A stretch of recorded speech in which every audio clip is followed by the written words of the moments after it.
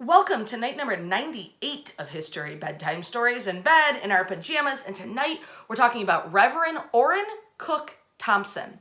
Now, Orrin Cook Thompson was born in 1805 in Massachusetts. When he's about 9 years old, the family moves to Ohio, and it's in Ohio that he really gets his earliest education. He goes on to attend the Western Reserve College and Princeton Theological Seminary, graduating from both with honors. He comes to the Michigan Territory in 1831, and when he arrives, he's an agent for the American Tract Society, and he moves to Ann Arbor. He is madly in love with an Ohio girl, though, and ends up marrying Alice Thompson. Same last name, but no relation. It's just a common last name. On February 1st, 1832, and the couple go on to have 2 sons and 1 daughter. But Thompson, above all else, was an abolitionist. He was a reverend in the Presbyterian Church. He is, with his wife, so involved in anti-slavery campaigns that their St. Clair home actually becomes a stop on the Underground Railroad.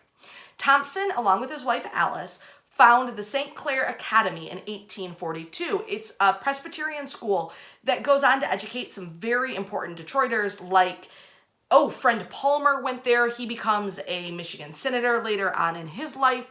You also have people like David Jerome, who become governor of the state of Michigan after an education at Thompson's school. But during all of this, Thompson and the home on Lake St. Clair really operate as a station on the Underground Railroad. They offer shelter, food, medical care, and a rowboat. That rowboat shuttled by Thompson would take escaped enslaved people across the Detroit River to final freedom in Canada. And Thompson became incredibly well respected in the abolitionist community, along with his wife Alice. He was at the first ever meeting of the Michigan State Anti-Slavery Society in June of 1837 and was nominated and then elected vice president. By 1849, he'd left St. Clair and moved to Detroit, and in his new home, once again, a stop on the Underground Railroad.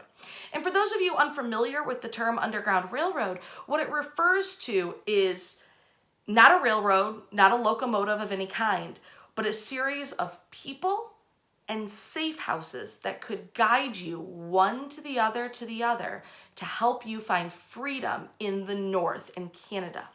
Unfortunately, escaping to a northern state wasn't enough because the Fugitive Slave Act allowed for the capture and return of escaped slaves in free states as stolen property. Now, Thompson rallies against all of this and turns his Detroit home into a hideout, a safe place for escaped enslaved people to shelter before making that last jump, that last hurdle over the Detroit River into final freedom in Canada. It's while living in Detroit that he becomes really good friends with Michigan's first ever millionaire, Eber Brock Ward. And Eber Brock Ward owns the Ward Steamship Line, which he hires Thompson to be the treasurer for. And the two start working together on tons of abolitionist plans.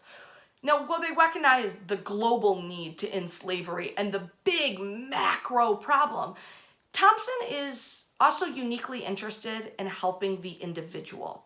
When he finds out that a freeman, a cook on board one of the Ward steamships, still had family in slavery in the South, he travels to the South with Alice and clandestinely purchases the cook's family, then transports them to the North, taking them into Canada to be reunited with the cook, this free man who had managed to, through bravery, heroics, and some luck, escape to a better life in the North. Reuniting this family is something Thompson later says is a great achievement in his life, but nothing compared to the systemic problem that still remains. Reverend Thompson died in Detroit on June 4th, 1880, and following his death, he was remembered in the Princeton alumni newspaper as he was a pronounced abolitionist. More than one fugitive slave found refugee in his house in Detroit, and pilotage across the river was the famous Underground Route. His death closed a long and useful career, one marked by great energy and industry. A man to be proud of. I hope you are enjoying History Bedtime Stories. Wash your hands, and we'll see you tomorrow night.